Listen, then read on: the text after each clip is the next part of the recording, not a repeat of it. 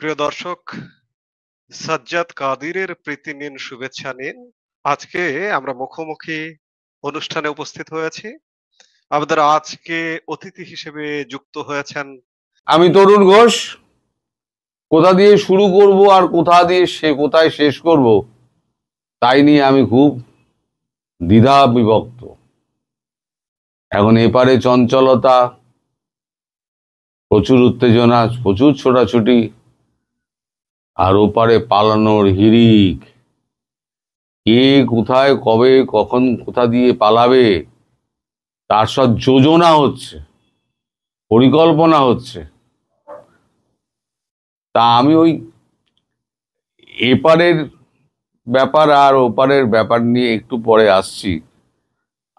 আগে বলবো আমি কালকে যে বিদায় সভার অনুষ্ঠান ছিল আলী রিয়াজের, দেখে আমার খুব কষ্ট লেগেছে।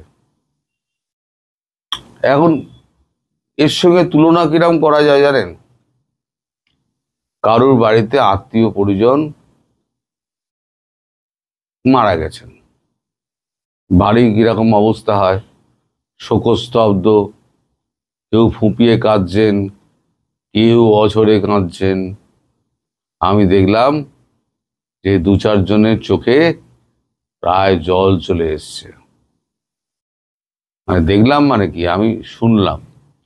যারা ওখানে ছিলেন তারা যে ব্রিফিংটা আমায় দিয়েছেন তারাই আমায় এটা বললেন। এখন সেখানে আমাদের ডক্টর ইউনূস তিনি দু চারটি কথা বলে তিনি থম মেরে বসে যান। তারপর শুরু করে আমাদের দাসপীর শফিক। সে তো একেবারে হাত জোর করে, স্যার আমাদের যা ভুল ত্রুটি হয়েছে আমাদের ক্ষমা করে দেবেন, আমরা আমাদের সাধ্যমতো চেষ্টা করেছি, কিন্তু কিছু কিছু ক্ষেত্রে হয়তো আমরা বিফল হয়েছি, আমাদের আপনি ক্ষমা করে দেবেন ভুল ত্রুটি। আপনি আমাদের ছেড়ে সবাইকে চলে যাচ্ছেন, চোখে জল এসে গেছিল। আমার এত কষ্ট হচ্ছিল, আমি তখন নিজামীর গামছাটা খুঁজছিলাম, যে 9 বছর আয়নাঘরে ছিল না, তারপর নতুন গামছাটা নিয়ে এলো। আমি নিজামীর গামছাটা খুঁজছিলাম, আমার তো চোখের জলে তো আমি তো ভেসে যাবো। এখন এখন তো গামছা লাগবে, তারপরে নিংড়োতে হবে, এত জল বেরোবে। শফিক প্রায় কেঁদে ভাসিয়ে দেয়, এরকম অবস্থায় যেন বাপচোদ্দ পুরুষ ছেড়ে চলে যাচ্ছে। এরপরে আবার একজন বলে ওঠেন, স্যার আপনি তো যাচ্ছেন, তাহলে পরে আমাদের কি হবে? আবার দুই একজন বলেন, আমাদের জন্য একটু আপনি রাস্তা দেখুন, আমাদের একটু ব্যবস্থা করে দিন। তো আলী রিয়াজ তো কোনো কথা টথা বলেনি, সেরকম পালাতে পারলে বাঁচে। আজকে তার যাওয়ার কথা ছিল, সে আজকে যাচ্ছে না। এখানেই একজন রয়েছেন, এই ঐক্যমত্য কমিশনের এক রয়েছেন, মহাশয় রয়েছেন, তার বাড়িতে একটা নৈশ ভোজ আছে। সেই নৈশ ভোজটি তিনি অ্যাটেন্ড করবেন। অ্যাটেন্ড করে উনি কালকে এই 9টা সাড়ে 9টার দিকে রাত্রিবেলা উনি ফ্লাইট ধরে সোজা আমেরিকা। রইল ভোলা, তুলল ঝোলা, চলল ভোলা। ভোলা যা করার তো ভোলা করে দিয়েছে। সরকারের বেশ কয়েক কোটি টাকা খরচা করে জলাঞ্জলি দিয়ে তারপরে তিনি ঝোলা তুলে চলে যাচ্ছেন। তার কি দায়বদ্ধতা আছে? বাংলাদেশের প্রতি তার কোন দায়বদ্ধতা আছে? এখানে আবার আমাদের আপনাদের খলিলুর রহমান, তিনি 9 তারিখ অথবা তিনি 10 তারিখ যাচ্ছেন। এখন তারপরে সব কান্নার রোল উঠবে, ও মাঝি আমাগো ফেইলা যাই গো, যাই হোক যাই কই, একটা গান ছিল না, সেই গানের দুকলি আমার মনে পড়ে গেল। আমি প্রায় কেঁদে শুনে, আমি যখন শুনছি প্রায় আমি চোখ দিয়ে আমার ঝরঝর করে জল পড়ার মতো অবস্থা। আহারে, এদের কি দুর্গতি!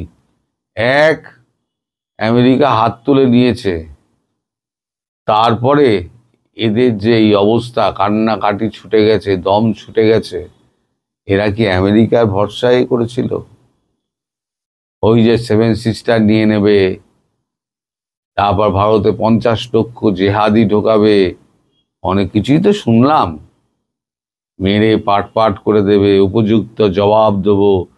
সব জবাব টবাব সব চলে গেছে, এখন সব পালানোর রাস্তা খুঁজছে।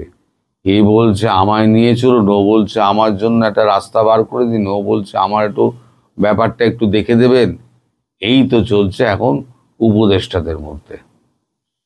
এখন 3জন উপদেষ্টার কিন্তু এখনো জ্বর সারেনি, আর বাকি 5জন যারা প্রেসে রয়েছেন তাদেরও পেট খারাপ এবং জ্বর। ডক্টর ইউনূসেরও জ্বর বহাল আছে। সেটা আমি বলেছি, সেটা ভয়ও হতে পারে, অথবা ঠান্ডা গরমেও লাগতে পারে, জ্বর হতে পারে। আজকে সকালে আবার একটা বৈঠক ছিল, ব্রিফিং করার কথা ছিল, সেটা হচ্ছে আমাদের ডক্টর ইউনূসের। তিনি ব্রিফিং করেননি। ব্রিফিং করতে কে এসেছিল? ব্রিফিং করতে এসেছিলেন আমাদের প্রফেসর সাহেব আসিফ নজরুল। শুকনো কেটো কেটো মুখে এক পাতা লেখা একটা বক্তৃতা, তার মধ্যে ঐক্যমত্য কমিশন সম্পর্কে উনি বলেছেন যে 7 দিন সময় দিলাম, এবার নেতারা বিভিন্ন দল তার নিজেদের মধ্যে ঐক্য গড়ুক, ঐক্য করে আমাদের জানাক, না হলে পরে আমরা আমাদের মতো কাজ করব। উনি করে প্রশ্নের উত্তর দেননি। সব থেকে মজার ব্যাপার হলো ডাস্টবিন শফিক যে এত লাফাতো, যে কথায় কথায় স্টেটমেন্টের একেবারে ফুলঝুরি ঝরাতো, তাকে দেখলাম মুখ কাঁচু মাচু করি। এখন টিভিতে একটা ওই আপনার ভিডিও দেখছিলাম এখন টিভির, সেখানে দেখলাম তিনি মুখ কাঁচু মাচু করে একটা চোরের মতো একটা চেয়ারের কোণে বসে রয়েছেন চুপ করে। তার এই অবস্থা দেখে আমি বুঝলাম যে তিনি বেশ ভয়ের মধ্যে রয়েছেন। তার মুখ দিয়ে রাগ কাটছেন না তিনি। গতকালকের ওই কান্নার রোল তার ভেতরে দমকে দমকে হয়তো উঠছে। তা ভাবছেন যে আমি কি পাপ করেছিলাম, যা যে সে আমি এই খানাগুলো পড়লাম।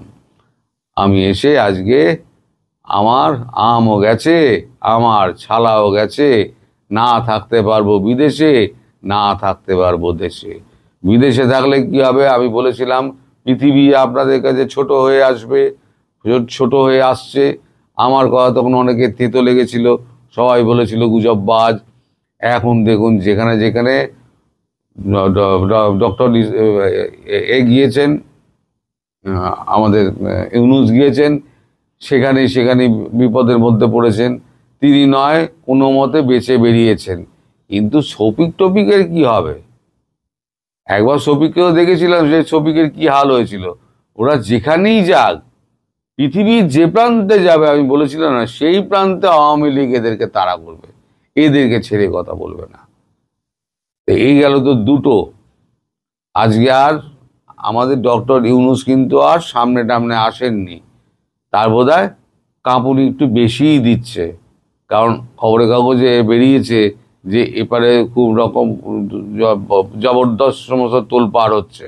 এটা খবরের কাগজে বেরিয়েছে। আমি যে কপিটা আজকে সকালবেলা এই যে পোস্টটা আপনাদের দিয়েছি, সেই পোস্টটা খবরের কাগজেও বেরিয়েছে। আমার এটাই তো তোলা যায় না, ফলে আমি দেখাতে পারি না। এখন গতকাল কি হয়েছে? গতকালকে আমাদের নরেন্দ্র মোদী 6 তারিখে, আপনারা জানেন 6 তারিখে হচ্ছে বিহার নির্বাচন, লোকসভা নির্বাচন। তা বিহারের যতগুলো সিট আছে ততগুলো সিটেই বিজেপি জোট প্রার্থী দিয়েছে। ইন্ডিয়ার মধ্যে রয়েছে আমাদের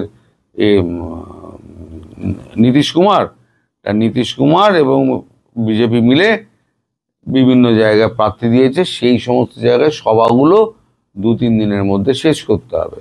মানে আজকে হলো গিয়ে 3 তারিখ, আজকের মধ্যে শেষ করতে হবে। কারণ 4-5 দুদিন অফ, 6 তারিখে ভোট হওয়ার 48 ঘন্টা আগে পর্যন্ত সমস্ত রকম প্রচার বন্ধ। তার অবর্তমানে যে চার্জ দেওয়া আছে সেটা হচ্ছে ডক্টর জয়শঙ্কর, রাজনাথ সিং, অজিত দোভাল এবং অমিত শাহের ওপরে। কালকে রাত্রি 1:30 অবধি আমি জেগেছিলাম এবং প্রচুর তৎপরতা দেখেছি যে আমাদের বিভিন্ন আমলা, তারপর সেনাবাহিনীর লোকজন এবং বিভিন্ন এজেন্সির কর্তারা, তারা খুব দৌড়ঝাঁপ করছেন। সাউথ ব্লক নর্থ ব্লকে খুব দৌড়ঝাঁপ করছেন, কারণ দুজন দুদিকে বসেন। অমিত শাহ বসেন নর্থ ব্লকে আর রাজনাথ সিং বসেন সাউথ ব্লকে, আর অজিত দোভালের দুদিকেই অফিস রয়েছে। জয়শঙ্করজি বসেন নর্থ ব্লকে। তো এদের নর্থ ব্লক সাউথ ব্লক এই সমস্ত করতে হচ্ছে। তারপরেতে রাত্রিবেলা আমি খবর পেলাম, আজকে যেটা খবর পেলাম, রাত্রিবেলাতে একটা জয়েন্ট কনফারেন্স, একটা রুম একটা করা হয়েছিল, করা আছে, সেটা হচ্ছে সাউথ ব্লকে। তখন সবার নর্থ ব্লকে যারা ছিলেন তারা সব সাউথ ব্লকে চলে আসেন। সাউথ ব্লকে এসে বাকি মিটিংটা ভোরবেলা অবধি হয়।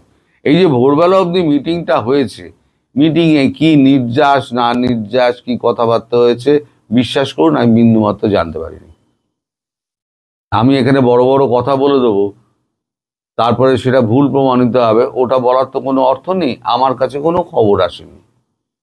যদি খবর পাই তাহলে রাতের দিকে হয়তো খবর পেতে পারি, তখন আপনাদের নিশ্চয়ই আমি কালকে জানাবো। যদি পাবোই এমন কোনো কথা নেই, কারণ এই জিনিসগুলো এত গোপনীয়তার মধ্যে হয়।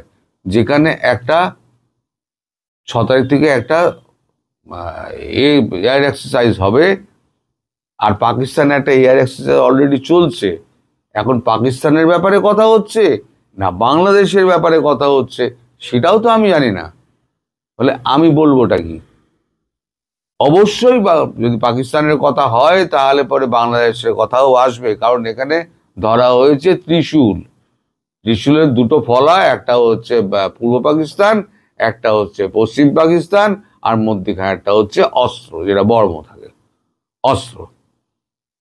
তো ত্রিশূলের তো 3টে দিকই তো, মানে 2টো দিকই আছে, তা 2টো দিকই নিয়ে আলোচনা হওয়ার কথা। এখন দেখা যাক সে আলোচনাটা কতদূর কি হয়েছে। তবে এদিকে যেমন তৎপরতা, ওদিকে পালানোর তৎপরতা, এদিকে আক্রমণের তৎপরতা, ওদিকে পলায়নের তৎপরতা।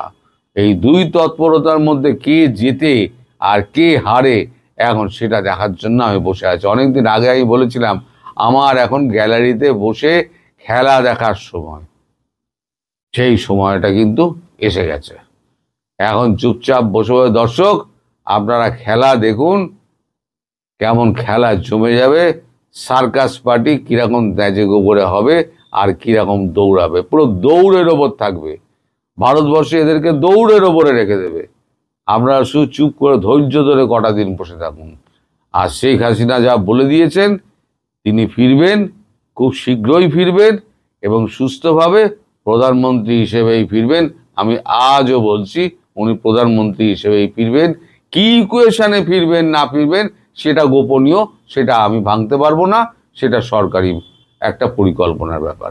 এটা নিয়ে আমায় অনুরোধ করবেন না, আমি বলতে পারবো না। সবাই ভালো থাকবেন, সুস্থ থাকবেন এবং সাবধানে থাকবেন।